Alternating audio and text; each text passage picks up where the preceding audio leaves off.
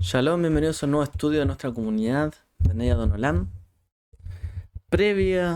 Semana previa, ciertos días previos a la gran fiesta de Shavuot, la fiesta de las semanas, la fiesta, ¿cierto? También considerada como una fiesta de Regel, una fiesta de peregrinación, ¿cierto? Pertenece a la Shalosh Argalim, la fiesta de peregrinación. Vamos a analizar, ¿cierto? Vamos a recorrer un poquito por lo que implica lo que se celebra en este día de Shavuot. La celebración de Shavuot forma junto con Pesach y Sukkot, la Pascua, ¿cierto? Y la fiesta de las cabañas, el conjunto de festividades llamado Shalosh Regalim, las tres fiestas de peregrinación, ya que en las fechas citadas los hijos de Israel debían hacerse presentes en el templo de Jerusalén. La fiesta de Shavuot es celebrada cada día 6 del mes de Sivan del calendario hebreo, que de hecho acabamos de iniciar ahora. Shavuot es el festival de la cosecha, y tal como la semana de pan ácimo, de Matzah, se celebra al madurar de la cosecha de cebada. De un modo similar, Shavuot celebra el madurar de la cosecha de trigo, es decir, se celebra la cosecha del trigo. En Shavuot, los primeros frutos de la cosecha de trigo eran traídos al templo y cocidos al horno en 2 panes de pan leudado. Es decir, como era, ¿cierto? La cosecha del trigo, se hacían 2 panes en conmemoración. Desde Pesach hasta Shavuot se cuentan 49 días. A esto se le llama la cuenta del Omer. Estamos viviendo, ¿cierto? Hasta estos días. El día 1 comienza la cosecha de la haz de cebada, que es el Omer, es decir, es una unidad de medida que se tomaba, ¿cierto?, de la cosecha. Y el día 49 concluye la cosecha de los haces de trigo, que se llevaban luego, ¿cierto?, en Shavuot. Además de trigo, los peregrinos que celebraban Shavuot traían, ¿cierto?, con ellos los primeros frutos de todas las cosechas y ofreciéndolos ante un altar. Como dice, ¿cierto?, Devarim 26, 1 al 11. Y así los ofrecían y así los entregaban con esa oración, ¿cierto?, que aparece allí.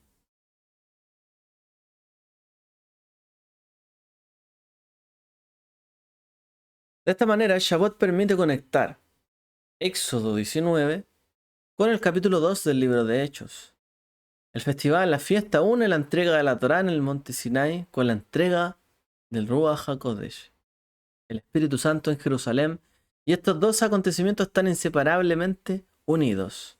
Para nosotros, ¿cierto?, como creyentes, tenemos el testimonio de que también los discípulos, los talmidim de Yeshua, estaban unidos y también recibieron, ¿cierto?, en aquel día de Shavuot, o el llamado Pentecostés, ¿cierto?, en griego, el día 50, de otra manera de decirlo, ¿cierto? Ahí se encontraron estos dos acontecimientos. Este eslabón crea una profunda implicación teológica para los creyentes. La Torá y el Ruach HaKodesh son considerablemente de la misma esencia. Jeremías el profeta previó esto cuando Dios declaró: "Este es el pacto que haré con la casa de Israel. Pondré mi Torá dentro de ellos y sobre sus corazones la escribiré. Y yo seré su Dios y ellos serán mi pueblo". Ezequiel el profeta, también profetizando por el Espíritu de Dios, dijo: "Pondré dentro de ustedes mi espíritu y haré que anden en mis estatutos y que cumplan cuidadosamente mis ordenanzas". El Ruach HaKodesh, el Espíritu Santo, fue entregado para inscribir y sellar la Torá dentro del corazón del creyente. ¿Cierto? Estuvimos analizando también esto en las semanas anteriores. El sello, ¿cierto?, del Ruach HaKodesh en nosotros. Es un sello. Así fue, ¿cierto?, que realmente cuando viniera, como ahí dice, pondré mi Torá dentro de ellos, en sus corazones las inscribiré, etcétera. El sinónimo es la promesa del Espíritu de Dios posando, ¿cierto?, sobre las personas, colocando, inscribiendo, así como lo hizo su dedo en las tablas de la ley, haciéndolo con su espíritu en las tablas del corazón. ¿Qué cosa? Su Torah. Y así están conectadas estas fiestas. Estos conceptos del Ruach HaKodesh con la Torah innegablemente. Si es verdadero, entonces el Espíritu dentro de nosotros y la Torah de Dios deben estar de acuerdo. Claro, si esto es cierto y las dos cosas están juntas, no pueden ir en contra la una de la otra. El Espíritu no se va a ir en contra de la Torah de Dios. ¿Por qué? Porque el mismo Espíritu de Dios, digamos, la misma voluntad de Dios, fue la que dio la Torah. ¿Cómo se va a contradecir diciendo que ahora todo eso está anulado o que ya no debe cumplirse? Aquella, sobre todo, explícitamente cuando dice, y esto será mandamiento perpetuo para todas sus generaciones. Entonces puede ser afirmado que el objetivo para la presencia del Ruach HaKodesh en la vida de los creyentes es de permitirnos andar en los estatutos y observar las ordenanzas de la Torah. Es decir, como analizábamos estos días, tener fe. ¿De qué cosa? De que también yo puedo cumplir su voluntad, sus ordenanzas, sus mandamientos. ¿Cierto? La gente asocia el Espíritu de Dios con la fe. Pero la fe, y digamos, el Espíritu vino ¿para qué? Para capacitarnos, ¿cierto? Para que nosotros pudiésemos cumplir con su voluntad. Por lo tanto, tenemos que tener fe también en que podemos cumplirla y no irnos en contra de ella o afirmar ciertas cosas diferentes. Como analizamos en las veces anteriores, Yeshua claramente sobre su perspectiva de la Torá jamás quiso decir, ¿cierto?, que él vino a cambiar o anular algo de la Torá. El espíritu y la Torá no son opuestos el uno al otro. Al contrario, como Pablo dice en Gálatas, opuesto al fruto del espíritu no hay Torá. O sea,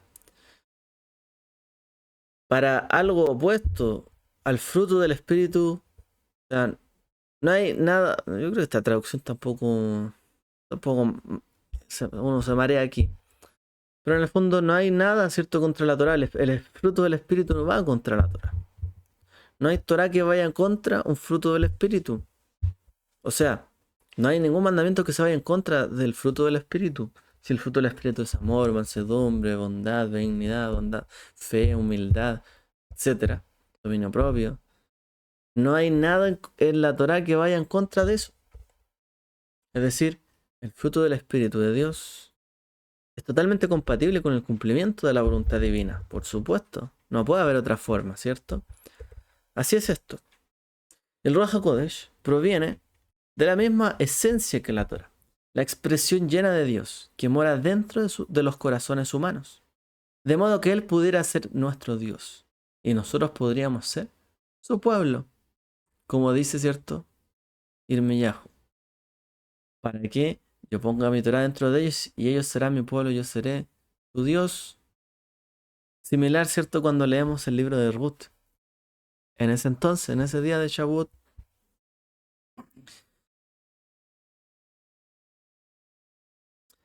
era el objetivo del primer Shavuot en el monte Sinai. ¿Qué cosa? Que pudiésemos realmente ser capaces de cumplir con la voluntad de Dios, que Él dispuso, ¿cierto?, para nosotros y para el pueblo de Israel. El Eterno entregó su Torah.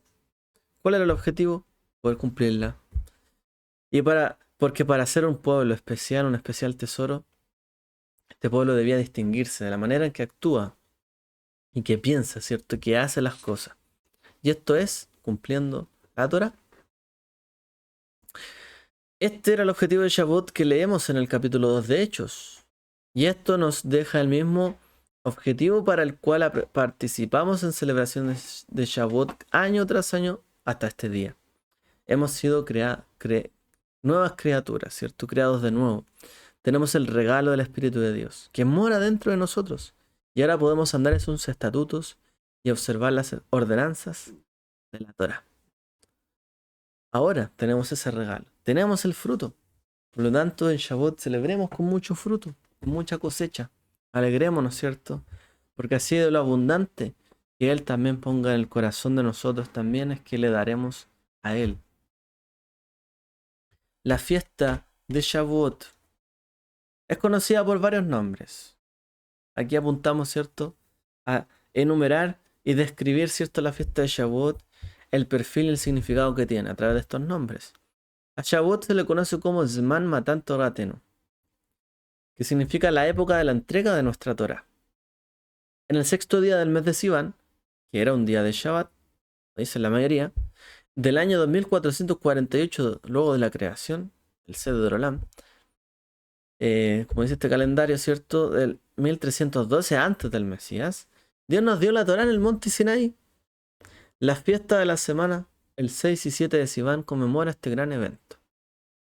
Entonces Shavuot se le conoce como Zman Matan Torateinu, el día de la entrega de nuestra Torá.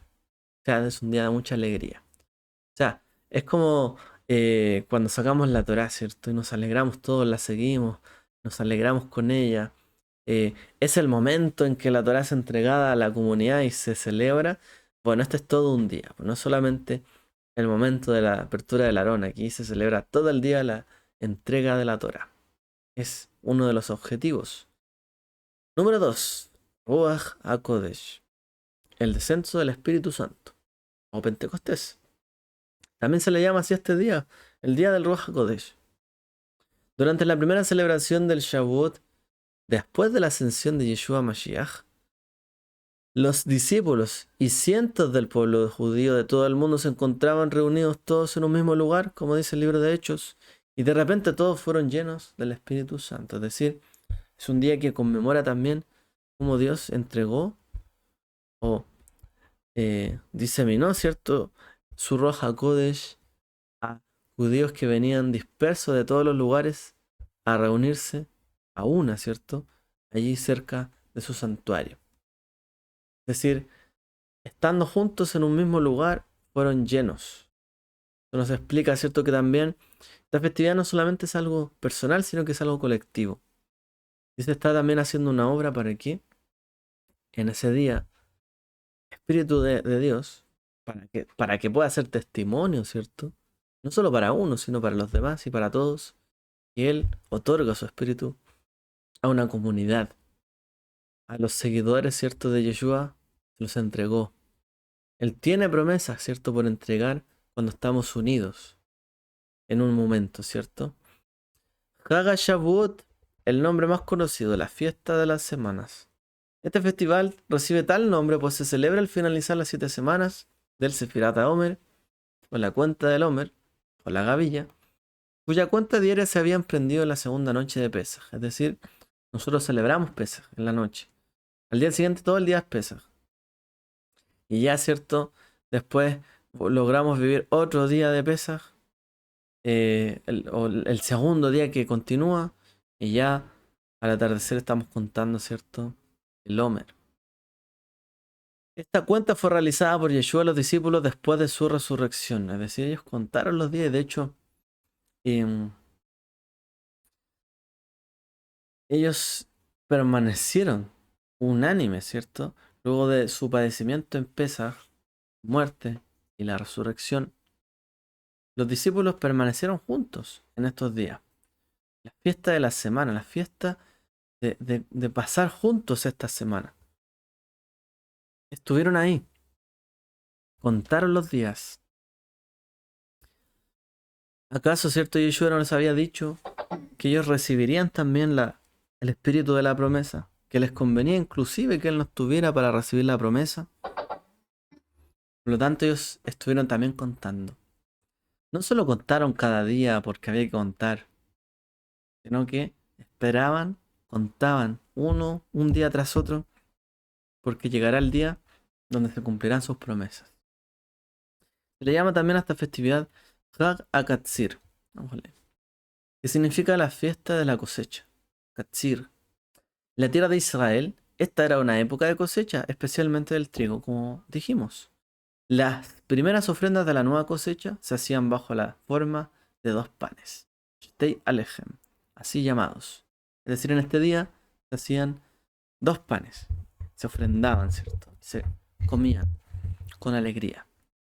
Por lo tanto, es un día que se le llama Día de la Cosecha también. Hag HaKatzir. Y el otro nombre que tiene es Yom Abikurim, el día de las primicias, porque el festival de Shavuot marcaba, además, el principio de la época para poder ofrendar los primeros frutos, es decir, de Bikurim, cuando el Santo Templo existía en Jerusalén. Es decir, a partir de acá, los primeros frutos podían ser ofrendados, también podían ser dados diezmos, ¿cierto? De los frutos, etcétera. O sea, marcaba Shavuot el inicio de una época donde podía la gente ir al templo. Por eso es Shalosh Regalim, ¿cierto? Por eso es una fiesta de peregrinación y llevar sus primicias o sus diezmos inclusive. Eso es Shavuot.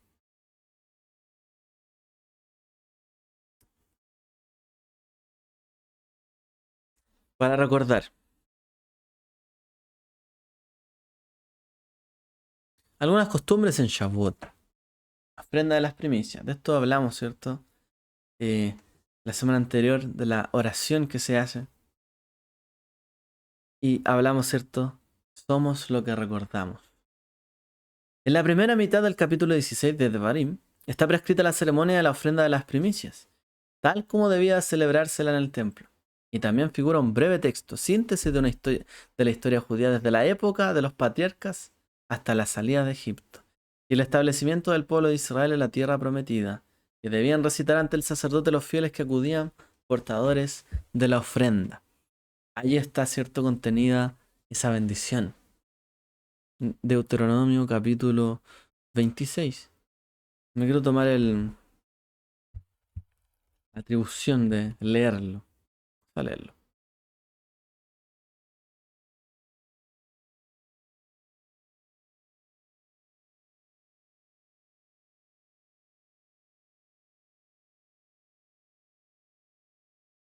Para que lo vean todos. O publicidad.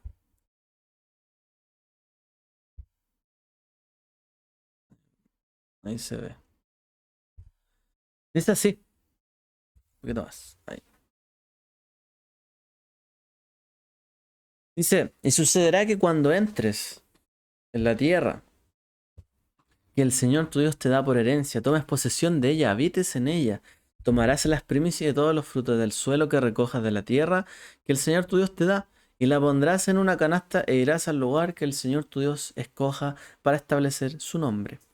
Y te presentarás al sacerdote cuando esté en funciones en esos días y le dirás: declaro hoy al Señor mi Dios que he entrado en la tierra que el Señor juraba a nuestros padres que nos daría. Entonces el sacerdote tomará la canasta de tu mano, la pondrá delante del altar del Señor tu Dios, y responderás y dirás delante del Señor tu Dios, del Señor tu Dios. Y así dice, ¿cierto? La oración. Bueno, ahí, no se puede estar. Dice, mi padre fue un arameo errante y descendió a Egipto y residió allí, siendo pocos en número, pero allí llegó a ser una gran nación, grande, fuerte y numerosa. Y los egipcios nos maltrataron, nos afligieron y pusieron sobre nosotros dura servidumbre. Entonces clamamos al Señor, el Señor Dios de nuestros padres. El Señor oyó nuestra voz y vio nuestra aflicción, nuestro trabajo y nuestra opresión. Y Adonai nos sacó de Egipto con mano fuerte, brazo extendido, con gran terror, con señales y milagros. Y nos ha traído a este lugar y nos ha dado esta tierra, una tierra que emana leche y miel. Ahora he aquí, he traído las primicias de los frutos de la tierra que tú, oh Señor, me has dado. Entonces las pondrás delante del Señor tu Dios, y adorarás delante de Adonai tu Dios, y te alegrarás, tú, y también el levita y el forastero que está en medio de ti, por todo el bien que el Señor tu Dios te ha dado a ti y a tu casa. Amén. Esta es la oración, ¿cierto? Que hacían allí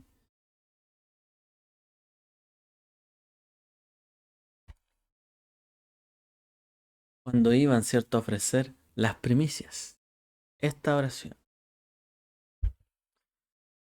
Posteriormente, ya destruido el templo de Jerusalén y dispersos los judíos por la diáspora, es decir, el exilio. Sin embargo, Shavuot y sus primicias todavía siguieron ejerciendo algo de influencia en la vida religiosa judía Donde llegada esta fecha, la sinagoga era adornada con flores, con ramas y hojas verdes. Y en las escuelas judías se organizaban desfiles simbólicos en los que los niños eran portadores de canastos y contenían diversos frutos de cada país. Solo que, por lo general, estos frutos no eran de la propia cosecha, sino adquiridos en el mercado. ¿Por qué decimos esto? Porque aún no había un establecimiento o restablecimiento en la tierra de Israel. Hoy día en el Estado de Israel, con sus centenares de kibutzim y moshavim, esas colonias agrícolas colectivas donde se trabaja la tierra, vuelven a efectuarse los desfiles de Shavuot con frutos cultivados por el mismo labriego que trae la ofrenda. Algunos lo hacen dentro de un marco de tradición religiosa y otros como mera ceremonia agrícola. De este modo, la fiesta de Shavuot ha recuperado en Israel buena parte de la importancia y del carácter agrícola que revestía en los tiempos antiguos. En vez de ofrendarlas a los sacerdotes, ahora las primicias son enviadas a hospitales y a otras instituciones del bien público. A veces también se las vende y se entrega el importe así obtenido al Keren Kayemet de Israel, el Fondo Agrario de Israel. ¿Cierto que tenemos nuestra cajita? Ahí está para el Keren Kayemet. Vamos a llevarla, ¿cierto? Ahí para que si alguien quiere aportar. Todavía no está llena. Así, en los días, ¿cierto? Modernos, la fiesta de Shavuot cada vez está más presente. Cada vez tiene más influencia, ¿cierto? Dentro de Israel. Es un día alegre, ¿cierto? De desfiles, de frutos. Un día de peregrinación. Un día de compartir. Y bueno, y esto marca también de manera, ¿cierto? Profética el hecho de que Israel pueda nuevamente tomar las primicias de la tierra y ofrecerla, ofrendarla, realmente es parte del cumplimiento, ¿cierto? De esto. Hoy ya no están simplemente entre las naciones sin poder hacer nada, sino que realmente están aquí, ¿cierto? Pudiendo cumplir con la Torá. Otra costumbre de este día es comer lácteos, o jalabim. Jalabim. Dice, en Shavuot se acostumbra a ingerir alimentos lácteos. La tradición popular lo explica de siguientes formas. De diferentes formas, perdón. Uno, hay quien dice que al recibir la Torah, los judíos fueron informados de las leyes del Kashrut y en consecuencia los utensilios que habían utilizado hasta ese momento debían ser presentados, adaptados a nuevas exigencias. Como no pudieron hacerlo inmediatamente porque era Shabbat, entre tanto comieron lácteos. Es decir, para no, ¿cierto? Como entendían que no podían mezclar carne y lácteos, bueno, empezaron por comer lácteos, dicen algunos, dándole un sentido a esta costumbre. Hay otra explicación. Además, la palabra halab, que es leche, tiene un valor numérico de 40. Y eso simboliza también a los 40 días que Moshe pasó en el monte Sinai estudiando la Torá y que sería entregada a los judíos en Shavuot. De manera similar, ¿no? El día 40 nos recuerda el día de la ascensión de Yeshua. O sea, Moshe ascendió 40 días. En el día 40 Yeshua ascendió. Para que cuando, por así decirlo, regresara, él habiendo dicho, ¿cierto?, que enviaría un consolador, bajó, por así decirlo, como así como el pueblo estaba bajo el monte Sinai y repartió del Ruach HaKodesh, del Espíritu de Dios. Así que hay quien dice y que come leche por el día 40, porque simboliza también, ¿cierto?, a los 40 días. Por otro lado, Moshe fue rescatado de las aguas del Nilo por la princesa egipcia. El día, se dice el 6 de Sivan, el día de Shavuot, cuenta una tradición. Y se recuerda el mérito de Moshe por haberse negado a recibir alimento hasta que encontró una nodriza judía. Es decir, que era su propia madre Yochebed, como cuenta la tradición. Claro, era un bebé, ¿cierto? Pero en el fondo tiene el mérito de que no la alimentó una mujer que no fuera de su pueblo, de su familia. donde alguien pudiera decir, pero este pueblo no me alimentó, no me dieron nada, a lo mejor no me dieron lo necesario para vivir, no me alimentaron, por lo tanto, ¿qué les debo yo? Nada, no les debo nada. Al contrario, ¿cierto? Él encontró, o se encontró, ¿cierto? Con una nodriza que era su propia madre. Y así en el fondo, por así decirlo, quedó él ligado, ¿cierto? Al pueblo, a su pueblo, a través de, como dice el Teilim que decíamos en la mañana, de la boca de los niños y de los que maman fundó la fortaleza. Es decir, él perteneció a este pueblo de Israel, bebió de él, ¿cierto? Y mamó de él también, de este pueblo, ¿cierto? Y él fue también un niño en ese momento, que pudo absorber, ¿cierto? El linaje, la, lo necesario, ¿cierto? Para que la Torá en la promesa del Eterno dada a los padres pudiese cumplirse a través de él. Y por último, la leche es el símbolo de pureza y además es alimento para infantes. Su ingestión simboliza que no importa lo mucho que se haya estudiado Torá, siempre se es como un niño frente a lo que queda por aprender. Así es, siempre. Siempre somos niños, ¿cierto? Como niños, somos como niños. Vamos a leer estos versos que aparecen aquí. Los voy a mostrar para que podamos leerlos, ¿cierto? Analizarlo.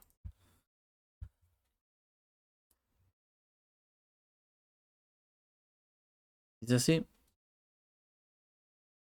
eh, tanta publicidad. Uf, ya, mucho. ¿Se ve? Creo que sí.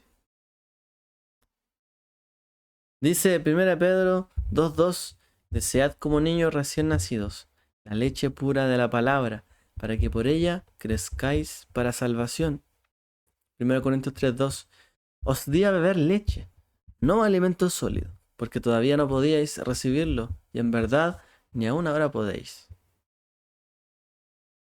Hebreos 5:12 al 14 dice, pues aunque ya debierais ser maestros, otra vez tenéis necesidad de que alguien os enseñe los principios elementales de los oráculos de Dios.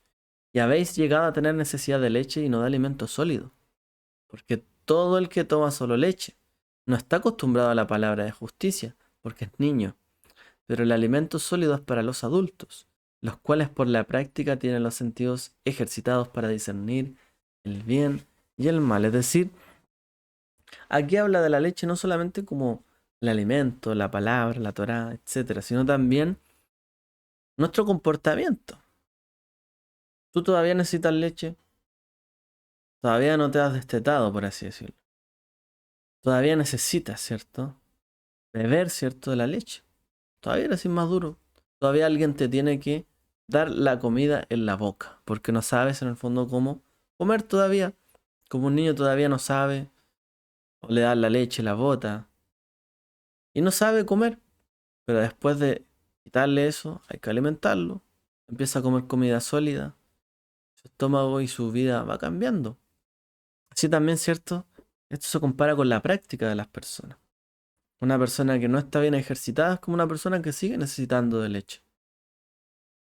Una persona que sigue todavía discutiendo si hay que hacer algo o no, cuando ahí dice que hay que hacerlo, o que todavía le cuesta cambiar ciertas cosas después de quizás tanto tiempo, como ahí dice, ustedes debieran ser maestros. O sea, ¿cuántos años quizás no hemos pasado estudiando las mismas cosas y alguien puede decir, yo ya conozco todo esto de memoria?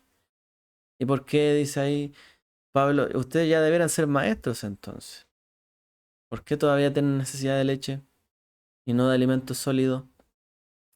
Entonces, es también cierto un símbolo de crecimiento. Tenemos que crecer. Pero a su vez, ante la palabra de Dios, seguimos siendo como bebés, como niños que tienen que beber de ella. Nos tenemos que comportar como adultos, ¿cierto? Maduros. pero cada palabra de la Torá es como una bebida, ¿cierto? Que bebemos para nuestro alimento y nuestra espiritualidad. Y eso es lo que celebramos, ¿cierto? En Shavuot. En ese día también se lee el libro de Ruth. En Shavuot se renueva la historia del Sinai, estamos recibiendo la Torá, nos estamos convirtiendo en Yehudim, en adoradores de Dios. Yehudim, alabadores, adoradores, gente agradecida, ¿cierto? La palabra Yehudá significa eso, ser agradecido, reconocer, alguien que reconoce. Doble odot, bueno es agradecer, de ahí viene, ¿cierto? La palabra judío, Yehudim, un adorador, un agradecido, una persona que reconoce a Dios. Es por eso que en Shavuot se da la lectura del libro de Ruth, que es el contexto bíblico de los Gerim, o los gentiles, que se están convirtiendo en adoradores, ¿cierto? Judaísmo de manera voluntaria. Es el contexto de Ruth, una mujer que quiso ser parte del pueblo, tal como lo dijo el profeta. Llegará el día, ¿cierto?, en que yo daré mi espíritu sobre ellos. Lo derramaré sobre la casa de Israel, la casa de Judá. Y dice, y pondré mi espíritu en ellos, y ellos serán mi pueblo, y yo seré su Dios. Es decir, si alguien recibe el espíritu, si alguien quiere decir que tu pueblo sea mi pueblo, tu Dios sea mi Dios, ese nuevo pacto es como lo que hizo Ruth. Ella quiso entrar en el pacto.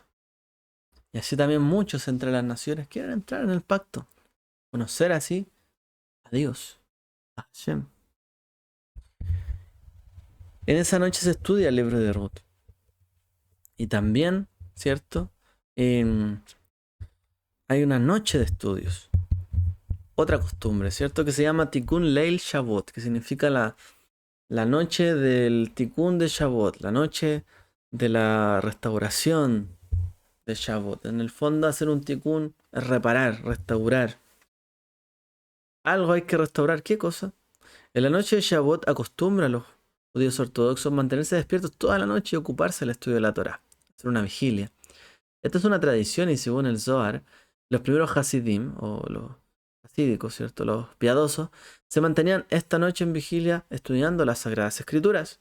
No se conoce cuándo ni dónde exactamente comenzó el Tikkun ni cómo adquirió su nombre, pero el primer registro es en el siglo XVI, en la ciudad de Safed. En base a esta costumbre se escribió el libro llamado Tikkun Leil Shavuot, que es una recopilación de fragmentos del Tanaj, la Biblia, el Talmud y el Zohar.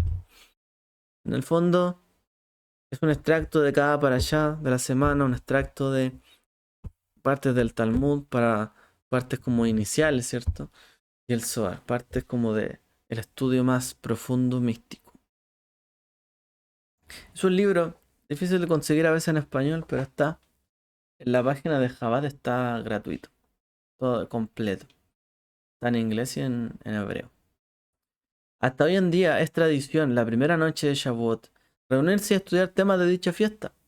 Y en la mañana de la festividad, con el rezo suplementario llamado Musaf, se leen las Azarot, que son los cánticos acerca de los 613 preceptos de la Torah. Es decir, se hace un realzamiento, ¿cierto? Una palabra, ¿cierto? Poética en honor de los mandamientos, en honor, ¿cierto? De los 613 preceptos. Así que es la costumbre, ¿cierto? Nosotros también hemos practicado los últimos años un poco esta costumbre, hemos hecho jornadas extensas, ¿cierto? De Shavuot, estando estudiando, haciendo un comentario ahí, ¿cierto? Y analizando todos los que quieran sumarse. Para finalizar, quiero hacer un breve recuento de la importancia, ¿cierto?, de ese libro de Ruth en esta noche. Porque ese día, ¿cierto?, es un día donde se estudia este libro. Pero también, ¿cierto?, la historia de Ruth, una mujer extranjera, ¿cierto?, no parte del pueblo de Israel, es conmovedora, ¿cierto? Hay una conmovedora historia de amor. en una época de cosecha, una época de trigo. Es decir, está ambientada la fiesta de Shavuot. Y se lee precisamente en esta fecha, o sea, en todas las festividades se lee una Megilá o un rollo, lo que son los rollos, ¿cierto? En otros se lee Eclesiastés, Coelet, ¿cierto? Se lee el libro de Esther y todo lo que son los pergaminos, llamados así, ¿cierto? Se leen en una de las fiestas. El libro de Ruth se lee en Shavuot. ¿Qué es lo que dice, cierto? Esta historia. Em, bueno, cuando Ruth, ¿cierto? Quiere convencer, ¿cierto? A Noemí de seguir el camino, ¿cierto? De Israel. Seguir con ella, ¿no? Salirse de su lado en medio de toda la historia, ¿cierto? Que bueno, no es nuestra intención contarla ahora mismo. Pero ella dice lo siguiente. Pero Ruth dijo, no insistas que te deje o que deje de seguirte, porque a donde tú vayas, iré yo, y donde tú mores, moraré. Tu pueblo será mi pueblo, y tu Dios será mi Dios. Donde tú mueras, allí moriré sepultada. Así haga el Señor conmigo, y aún peor si algo, excepto la muerte, nos separa. Estas palabras que menciona Ruth son palabras de un verdadero talmid, un verdadero discípulo, o una mujer, ¿cierto? Que es discípulo. No sé si se dice discípula, pero verdaderamente, ¿cierto? Para ser discípulos, discípulas del maestro, tenemos, ¿cierto? Que tener una actitud como la de Ruth. De hecho, no fue otra cosa lo que pidió Yeshua, sino esto. Donde tú vayas, yo iré. Tu pueblo será mi pueblo, tu Dios será mi Dios. Donde tú mores, yo moraré. Donde tú pases la fiesta, yo la pasaré. Y donde tú mueras también, yo querré morir. Y ese es un buen discípulo. ¿Qué es ser un discípulo? Es imitar al maestro. Un buen discípulo imita a su maestro. Las palabras de Ruth representan el corazón del verdadero discípulo. O la mujer, ¿cierto? Que es capaz de tomar esto, ¿cierto? Una verdadera discípula del maestro. Ruth estuvo dispuesta a más, ¿cierto? De lo que se le pidió, tal como dijo el Mashiach. Si alguien no deja padre, madre, esto otro, no es digno de mí. Y Ruth estaba dispuesta a dejar todas las comodidades de su tierra natal, incluso su fe nativa, para buscar una conexión, ¿cierto? Con la familia, ¿cierto? De Israel, con el Dios de Israel. Y dice así, dice en hebreo, Vatomer Ruth al tifgei bi leasvech lashuv meachareicha ki el asher telehi elech ובאשר תליני alin amech ami ve'eloaich Eloai. No insistas que te deje o que deje de seguirte, dice. Donde tú vayas, yo iré. Donde mores, moraré. Dice, Amej, tu pueblo, a mí es mi pueblo. Veloaich, y tu Dios es mi Dios. Al respecto, comenta la traducción, ¿cierto? Al arameo del Targum. Y dice lo siguiente. Pero Ruth dijo, no me obligues a dejar de seguirte, porque deseo convertirme en prosélito. Y dijo Noemí, se nos ha ordenado que guardemos los sábados, los días festivos, y no caminemos más de 2000 codos, etc. Ruth me interrumpió y dijo, a donde quiera que vayas, yo iré. Y dijo Noemí, se nos ha ordenado que no pasemos, ¿cierto? No nos mezclemos, ¿cierto? Con los no israelitas. Y dijo Ruth, donde quiera que mores, yo moraré. Y dijo Noemí, se nos ha ordenado que guardemos 613 mandamientos. Y dijo Ruth, lo que tu pueblo guarda, yo lo guardaré, como si hubiera sido mi pueblo antes de esto. Y dijo Noemí, se nos ordena no adorar y no hacer idolatría, Y dijo Ruth, tu Dios es mi Dios. Este Targum, ¿cierto?, lo interpreta así, sus palabras. Donde tú quiera que vayas, yo iré. Si hay que guardar Shabbat, lo guardo. Si hay que ir a días festivos, peregrinar, lo hago. Si me dices que no hay que caminar tanto en Shabbat, no lo hago. Y así lo vio, ¿cierto? También donde esté la presencia del Eterno, ahí están nosotros. Y no mezclarnos, ¿cierto?, con cosas ajenas. También estuvo dispuesto a eso Ruth. Donde tú mores, yo moraré. Estar dispuesta también a alejarse de ciertas cosas y acercarse a lo que conviene. Como buena discípulo, ¿cierto? Discípula. También así dijo. Le dijo en este Targum, ¿cierto? Es como que se dedica a parafrasear un poco algunas partes. Lo que tu pueblo guarda, se nos ha ordenado guardar 613 mitzvot. Bueno, lo que tu pueblo guarda, yo lo guardaré como si hubiera sido mi pueblo antes de esto. O sea, como si esas hubiesen sido mis costumbres desde siempre. No haré una diferencia. Lo haré con todo, en el fondo. Y dijo también, y se nos ordena además no hacer idolatría. ¿Y qué dijo Ruth? Tu Dios será mi Dios. Tu Dios es mi Dios.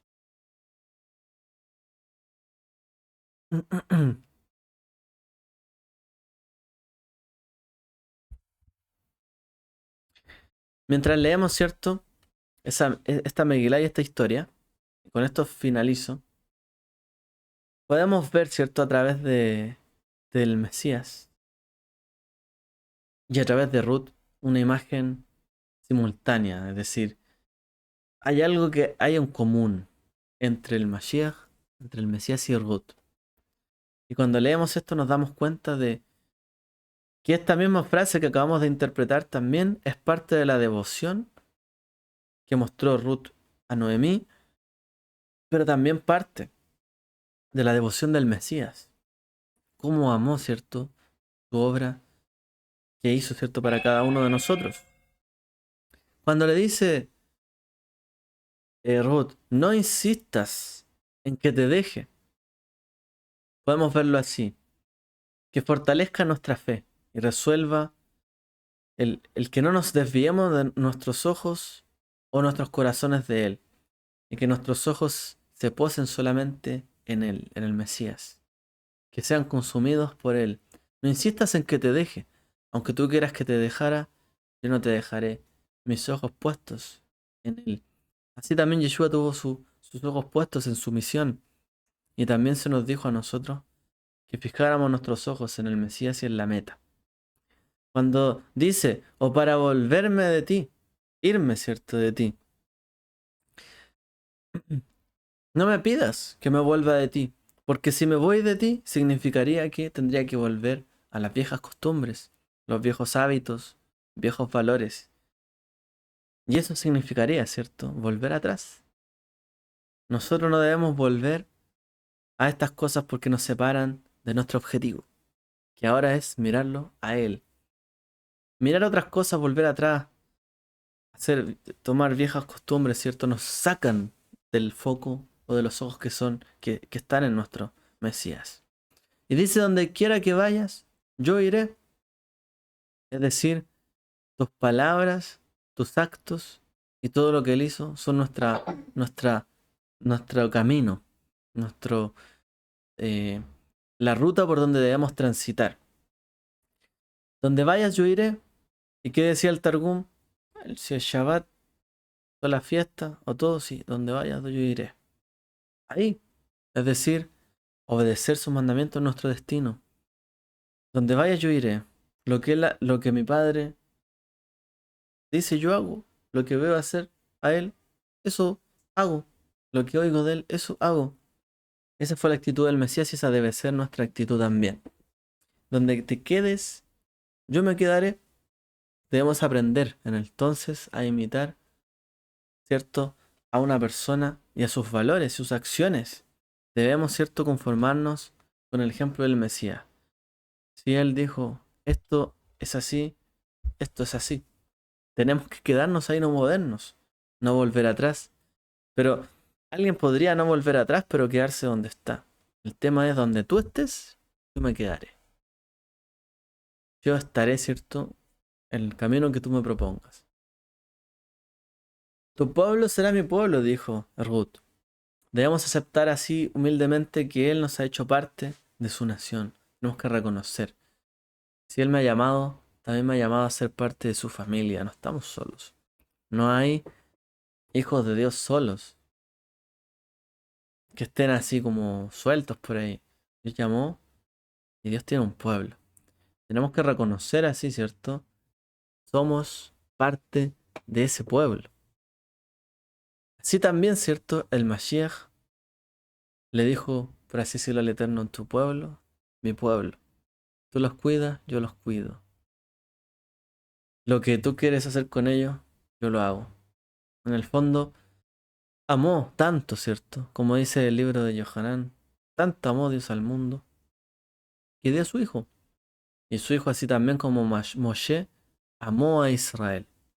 Así también nuestro maestro amó al pueblo de Israel y dio su vida por ellos. Incluso por todos aquellos que quieran ser parte, ¿cierto?, de su pueblo. Tu pueblo será mi pueblo. Aquí nos sirve, ¿cierto?, separar a nuestra creencia en Dios, por lo menos Dios bíblico, ¿cierto?, de Israel, del pueblo. Porque el Mesías está intrínsecamente ligado al pueblo. La Torá, los mandamientos, la Biblia entera está hecha por el pueblo. ¿Cómo vamos a dejar al pueblo afuera ahora? Tu pueblo será mi pueblo. Es decir, yo tengo que unirme a este pueblo. Y tu Dios será mi Dios.